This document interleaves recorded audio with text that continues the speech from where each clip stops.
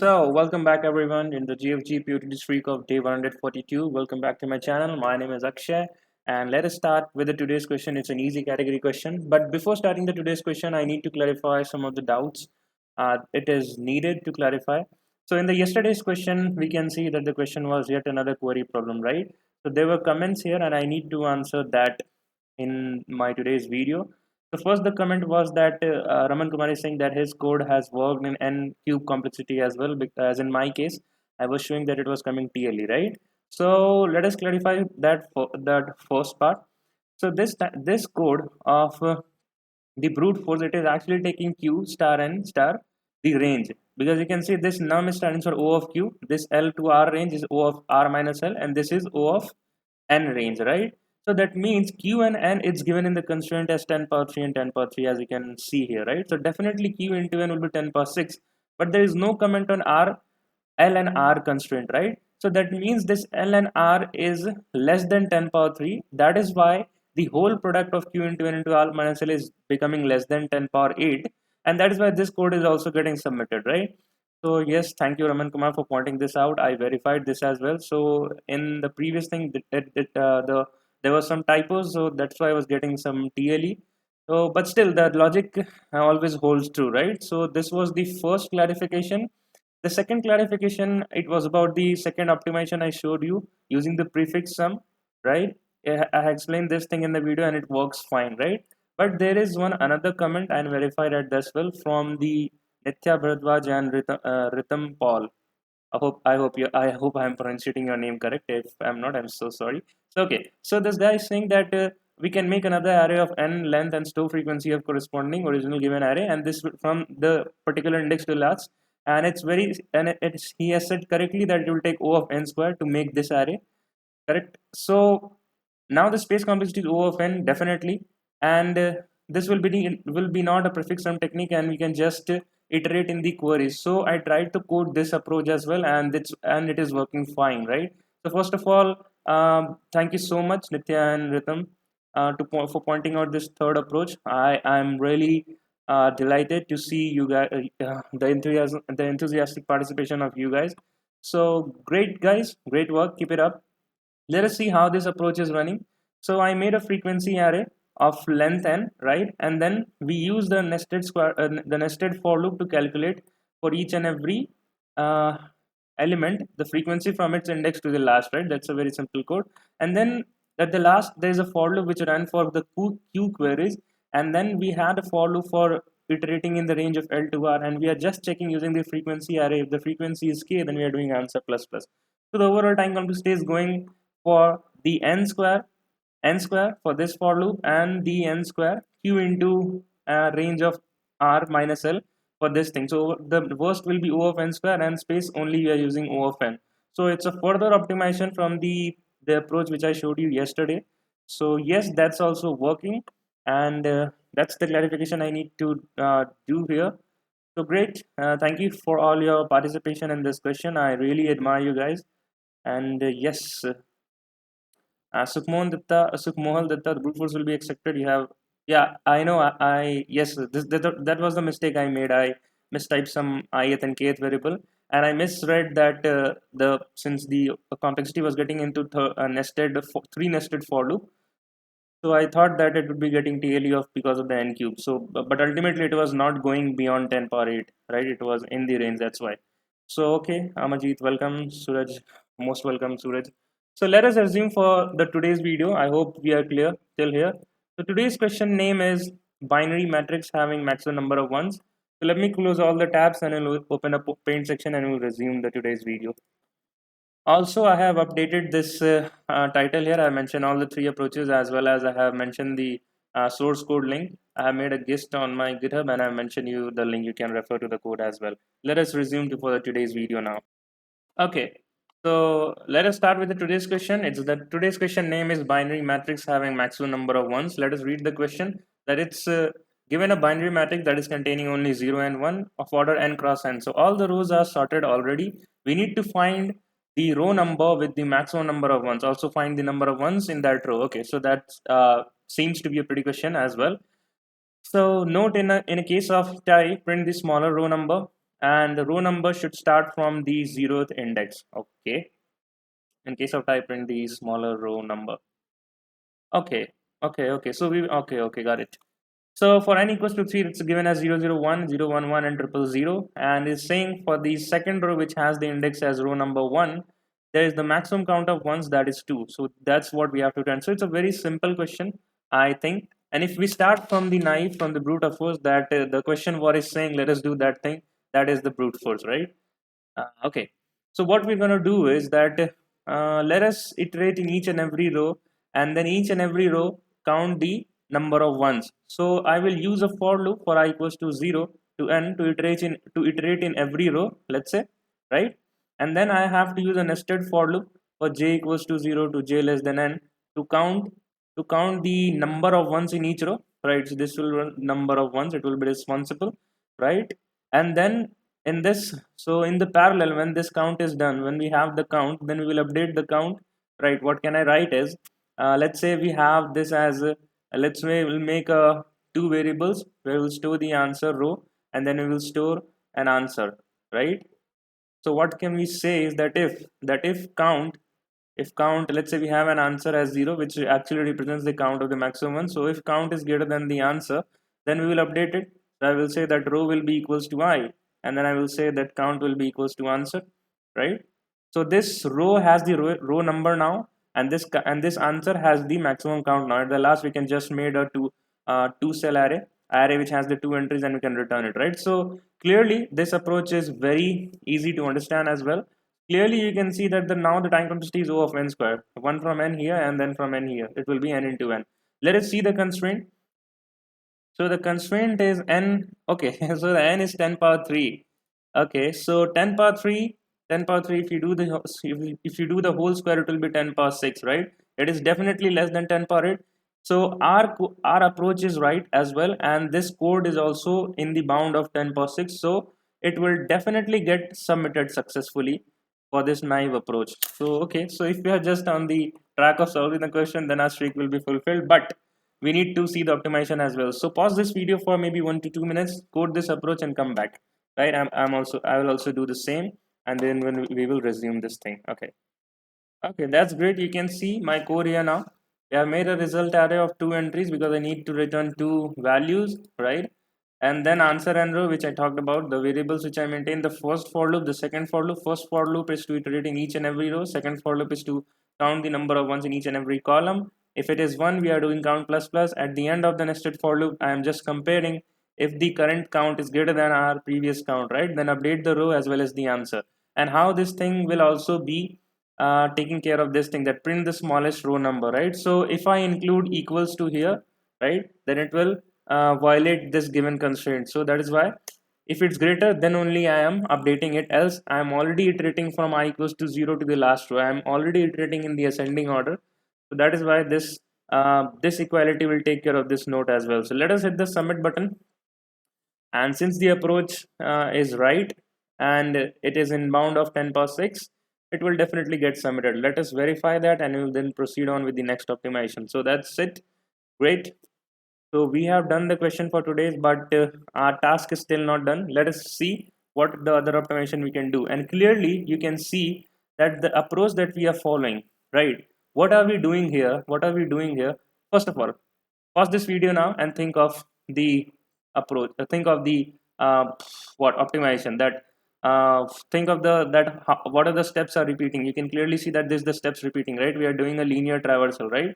So think that how we can optimize a linear traversal search, right? Give your time maybe 1 minute, it will definitely click you. So yes, you were able to guess it right. The linear traversal, if you're doing a linear traversal and you know it is sorted, it's given in the question, right? So let's use that constraint here. And if it's sorted, you need to do a traversal or you need to do a search. Then there is a thing called binary search, which will do your work in logN, right? Because how it works is, because there is a range from, let's say, 0 to high and everything is sorted, and I just pointed to the mid, right? And if this mid satisfy my constraint, then I will move either in the left direction or the right direction, right? So let's say this is 1 2 3 and 4. I am searching for 4, and suppose my mid comes to 3. So I will see that if my mid is even less than my target, right, then I will move in the right direction, and if it is greater than my target, then I move in the left direction, right? That's how the binary search works. So I will implement that code here. Is this nested for loop will be now be deleted, and I will implement a binary search code here. So pause this video again and try to implement the binary search code using the while loop and all. That's a standard algorithm. And let's resume this video from maybe 2 to 3 minutes from your side, and then let's see, right? Okay, so in our binary search, what we need to find is, let us take the first test case. This was 0, 0 and 1, 0, 1 and 1. It was 0, 0 and 0, right?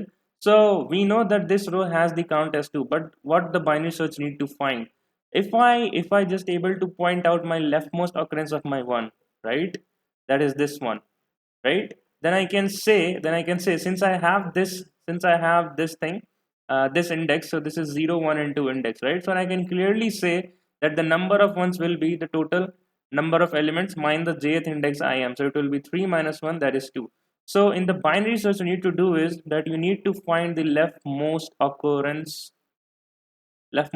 of 1, right? What could be the code here? That you will start from, let's say, l equals to 0 to h equals to n minus 1, and you will say while l less than equals to high, you will find mid with l plus high by 2, right? That's the standard thing. And what you need to do is that if if mid is what if let's say array of mid is equals to 1, right? For each and every row you're doing it. So I will say if a of I of mid is equals to 1, then you will let's say I'm here, let's say this is the thing, and I'm at this point m, but the array is like 0 1 1 and then 1 1 1.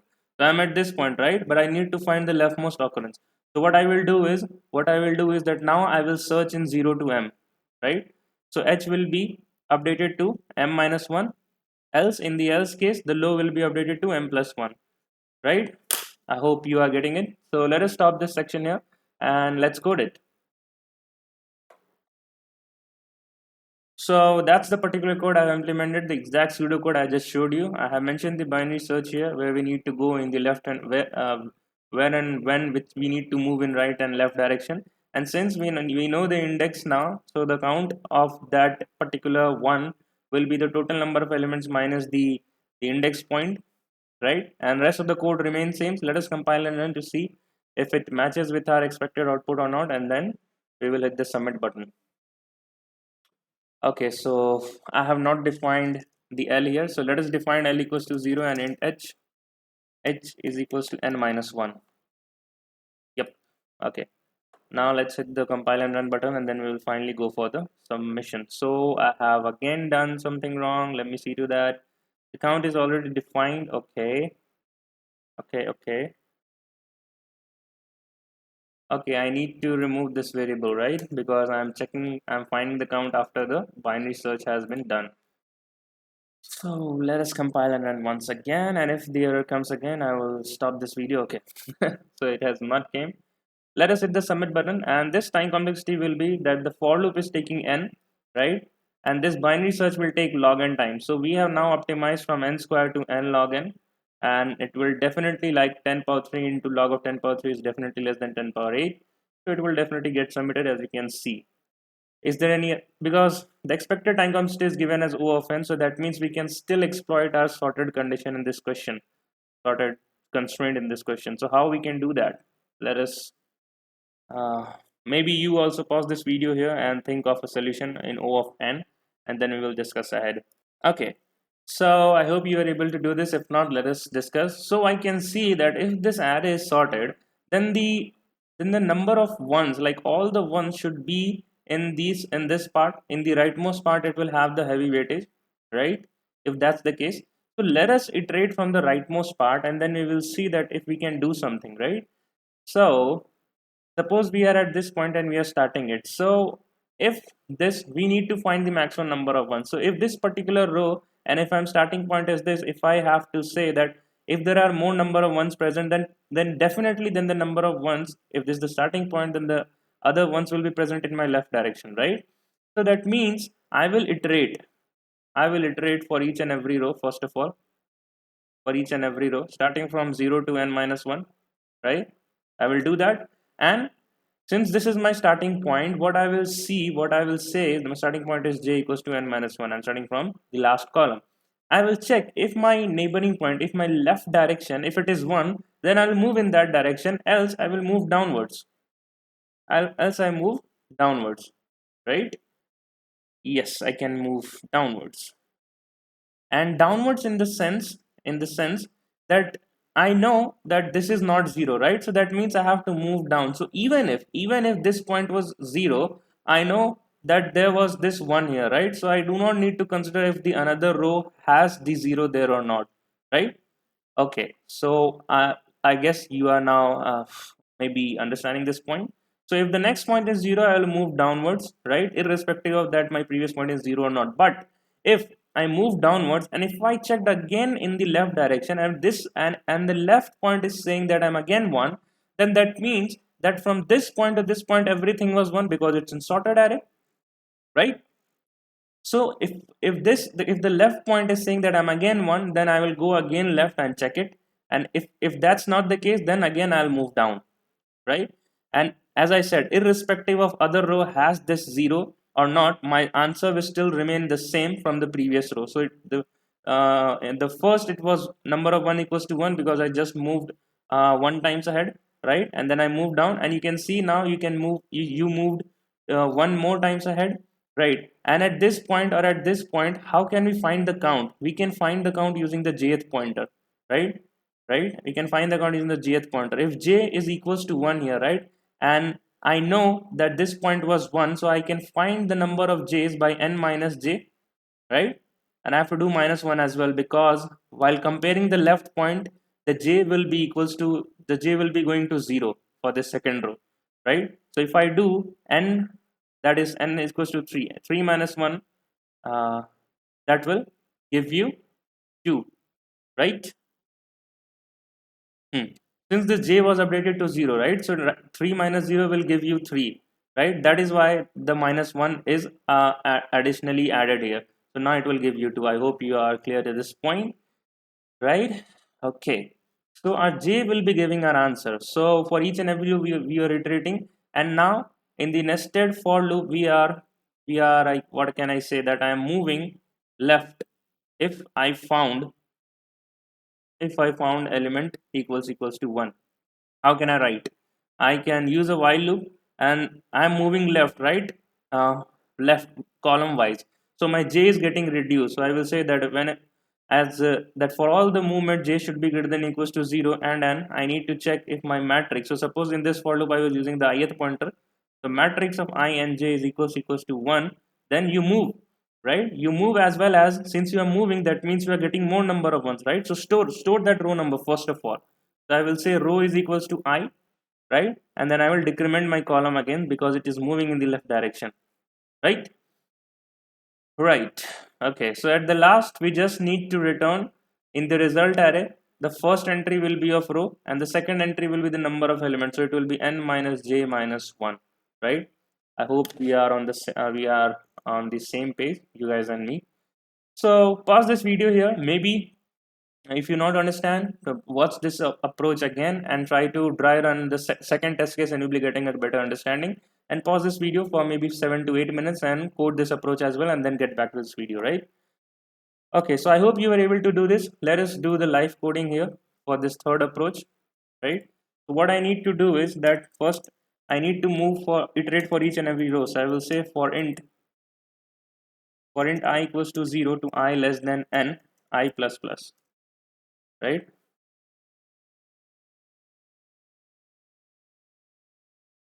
Right. So the code which I'm going to write here is exact same as the pseudo code. So I think I should pause the video and then I should code it, because it will be then the efficient utilization of the time. So you code yourself if you are given your time, good and well and good. Else we will resume again, right? Okay, so that's the code here, right? We are iterating for each and every row, and then for each and every row we are looking that in the left, if the value present is 1, then move in the left direction, right? And moving left is doing by the column wise, so that is j minus minus. Since we are moving left, that means that we are getting more number of ones. So store that particular row from the ith index and then just return it, right? N minus j minus 1, I already explained you how it's coming. So what will be the time complexity? Let us analyze the time complexity as well. So let us have this kind of matrix that each and every entry was 1 1 1 1, and this was also 1, and let's say this was also 1, right? Because we are moving for the entries which is 1. So let us assume the worst case everything is 1. So we are starting from this point. It will check for the left point, it's again, it will check for the, it is again 1, right? Then it will check, it will be going out of bound, right? It will move down, it will move down, it will move down, right? So the worst case it can be that it moved in one particular direction and then it moved down in one particular direction as well, right? Right, this should be the case. Or it can move in the zigzag structure also. It moves first here, right? And it moves, let's say, down for the, if this entry is 0. But you can see the worst case will be that it moves horizontally till the last and then it moves vertically till the last. So it will be n plus n, not even n cross n, right? So the overall time complexity will be O of n, and space complexity will be O of 1, right? Okay, okay. So let us compile and run. So I have compiled and run already. Let us hit the submit button and we will see for ourselves.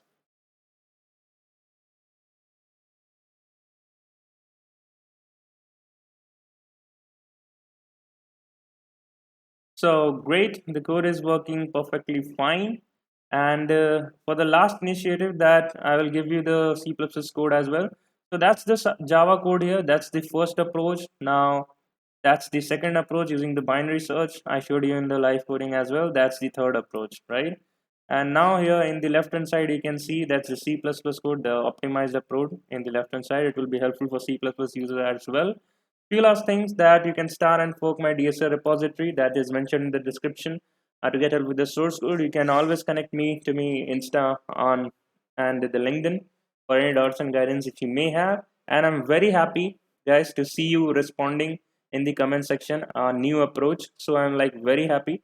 So it's written lots of loves from West Bengal. So Rhythm, lots of love from my side to you as well. And keep learning, all of you guys. Keep growing. Till then, bye bye. Take care. Let us meet in this tomorrow beauty streak of day 143. So bye bye, guys.